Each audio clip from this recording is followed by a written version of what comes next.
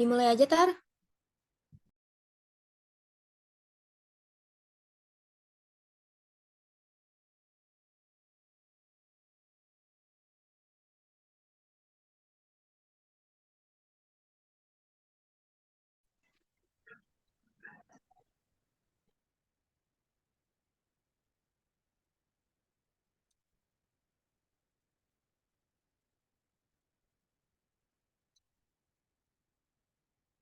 Baik, Assalamualaikum warahmatullahi wabarakatuh.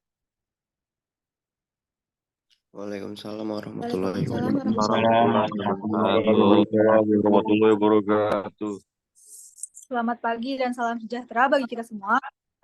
Yang saya hormati Bapak Fatur Rahman sebagai penanggung jawab mata kuliah keselamatan dan kesehatan kerja. Dan yang saya banggakan kawan-kawan pendidikan vokasional teknik elektro angkatan 2022. Perkenalkan, saya Tari Wulansari dari kelompok 7A sebagai moderator dan rekan saya Jahra Damayanti dari kelompok 7B sebagai notulens. Dalam pertemuan kali ini, saya akan memandu jalannya diskusi pada pagi hari ini. Selanjutnya, kelompok yang berpresentasi dalam pertemuan kali ini adalah kelompok 6A dan kelompok 6B. Adapun nama anggota yang ingin berpresentasi hari ini yaitu dari kelompok 6 kelas A ada Dendi, Amel, dan Zaki. Lalu dari kelompok 6 kelas B ada Adit, Nabila, dan Zainal. Kita lanjut ke pemaparan materi yang akan disampaikan oleh kelas A. Dipersilahkan ditampilkan PowerPoint-nya.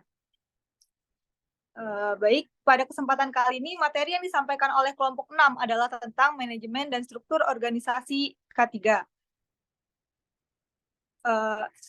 Yang akan dibaca oleh kelompok 6A. Pada pemaparan materi yang pertama, dibacakan oleh Dendi.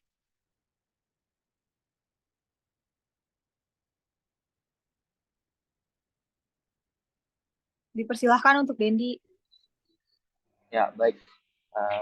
Pada materi yang pertama, saya akan menjelaskan mengenai latar belakang dari manajemen struktur organisasi K3, di mana manajemen dan struktur organisasi K3 ini adalah proses perencanaan, pelaksanaan, dan pengendalian kegiatan K3 dalam sebuah organisasi dengan tujuan untuk menciptakan lingkungan kerja yang aman dan sehat bagi semua pekerja.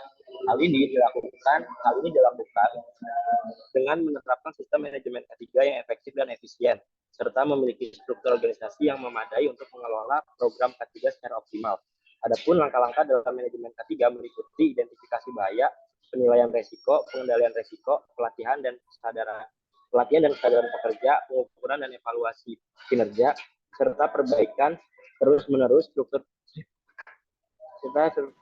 pada yang masing-masing memiliki tanggung jawab dan peran tertentu dalam pengelolaan K3 di organisasi tersebut.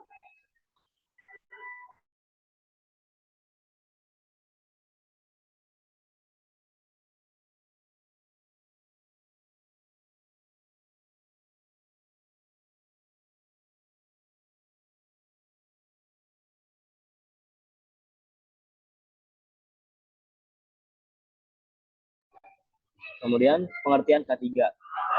K3 adalah singkatan dari keselamatan dan kesehatan kerja yang merujuk pada upaya dan kebijakan yang ditujukan untuk mencegah kecelakaan dan penyakit akibat kerja, serta menciptakan lingkungan kerja yang aman dan sehat bagi semua pekerja.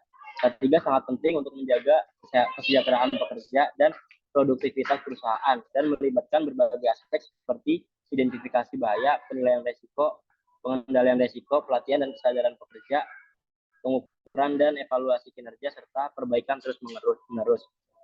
Next.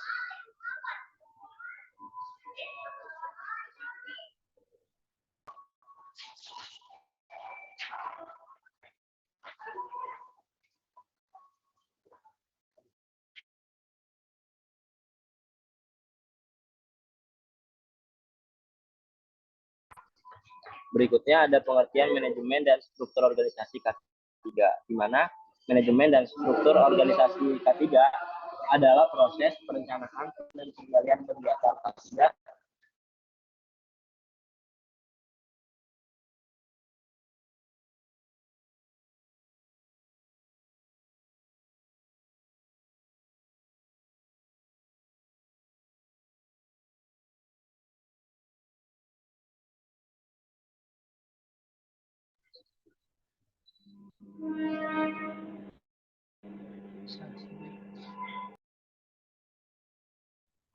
Oke, lanjut ya. Tadi manajemen dan struktur organisasi K3 adalah proses perencanaan, pelaksanaan, dan pengendalian kegiatan K3 dalam sebuah organisasi dengan tujuan menciptakan lingkungan kerja yang aman dan sehat bagi semua pekerja. Hal ini dilakukan dengan menerapkan sistem manajemen K3 yang efektif dan efisien, serta memiliki struktur organisasi yang memadai untuk mengelola program K3 secara optimal. Manajemen K3 melihat langkah-langkah seperti identifikasi bahaya, penilaian risiko, pelatihan dan kesadaran pekerja, pengukuran dan evaluasi kinerja, serta perbaikan terus-menerus. Seluruh organisasi K3 pada dasarnya mencakup komite K3, pejabat K3, dan staf K3 yang masing-masing memiliki tanggung jawab dan peran tertentu dalam pengelolaan K3 di organisasi tersebut. Next. Pemaparan materi selanjutnya akan dibacakan oleh Amelda.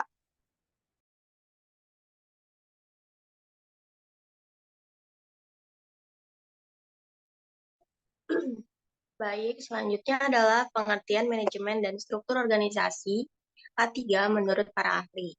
Yang pertama, menurut OSHA, Occupational Safety and Health Administration.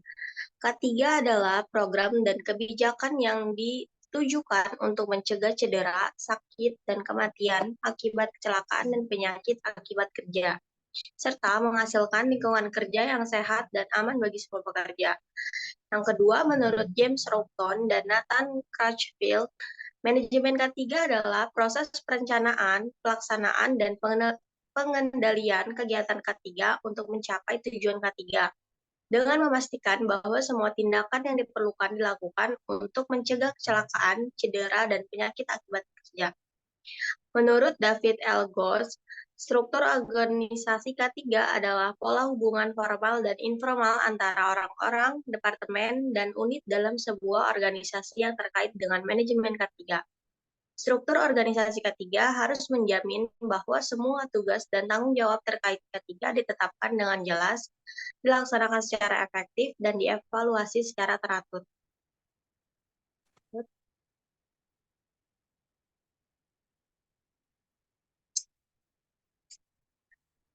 Baik, selanjutnya adalah tujuan manajemen dan struktur organisasi K3. Yang pertama, untuk mencegah kecelakaan dan penyakit akibat pekerjaan. Yang kedua, menjaga kesejahteraan pekerja. Yang ketiga, mematuhi peraturan dan aturan terkait K3. Yang keempat, meningkatkan produktivitas. Yang kelima, mencapai tujuan bisnis.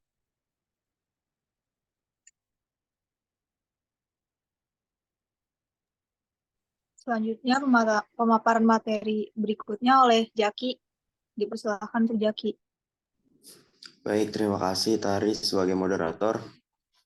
Berikut ini macam-macam manajemen dan struktur organisasi K3. Yang pertama ada Sistem Manajemen Keselamatan dan Kesehatan Kerja atau SMK3. 2. Sistem Manajemen Lingkungan, Kesehatan, dan Keselamatan Kerja atau SMLK3. Yang ketiga ada Sistem Manajemen Risiko Kesehatan dan Keselamatan Kerja atau SMRK3. Yang keempat ada struktur organisasi K3 dan yang terakhir ada audit K3.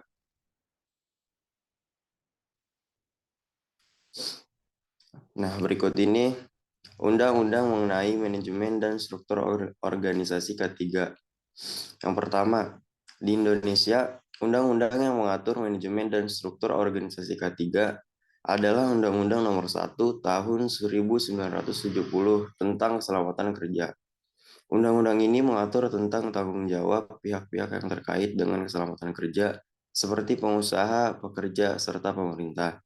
Yang kedua, Undang-Undang Nomor 1 Tahun 1970 juga mengatur mengenai tindakan pencegahan kecelakaan kerja dan penyakit akibat kerja, serta menetapkan sanksi bagi pelanggar peraturan terkait keselamatan kerja. Undang-undang ini juga mendorong penggunaan teknologi dan metode yang aman dalam pekerjaan, serta pengembangan kesadaran dan keterampilan pekerja dalam menjaga keselamatan kerja. Yang terakhir ada, selain Undang-Undang Nomor 1 Tahun 1970, ada juga peraturan lain yang berkaitan dengan manajemen dan struktur organisasi K3 di Indonesia, seperti Peraturan Pemerintah Nomor 50 Tahun 2012 tentang penerapan sistem manajemen keselamatan dan kesehatan kerja, dan Peraturan Menteri Ketenagakerjaan Nomor 5 Tahun 2018 tentang kewajiban perusahaan untuk membentuk organisasi keselamatan dan kesehatan kerja. Adapun kesimpulan yang dapat kita ambil, yang pertama, keselamatan dan kesehatan kerja atau K3 merupakan upaya perlindungan serta keamanan para tenaga kerja terhadap beberapa faktor yang dapat mengakibatkan kecelakaan kerja. Tujuan dari keselamatan kerja ini sendiri adalah sebagai bentuk usaha dari perusahaan dan mengendalikan, mencegah, dan meminimalisir faktor penyebab kecelakaan agar dapat menciptakan lingkungan pekerjaan yang aman, sehat, dan dapat meningkatkan produktivitas pekerja. Yang kedua, pada dasarnya, faktor penyebab kecelakaan kerja ini saling berkaitan dengan peran sistem manajemen kerja, yang di mana sistem manajemen keselamatan dan kesehatan kerja ini dapat diciptakan secara efektif dengan cara menganalisis kondisi yang probabilitasnya dalam lingkungan berbahaya bagi para tenaga kerja. Sehingga sistem manajemen ini dapat dilakukan dengan mengevaluasi sistem sebelumnya dan dapat mengubah sistem dengan ekspansi yang lebih baik untuk ke depannya. Baik, terima kasih Jaki.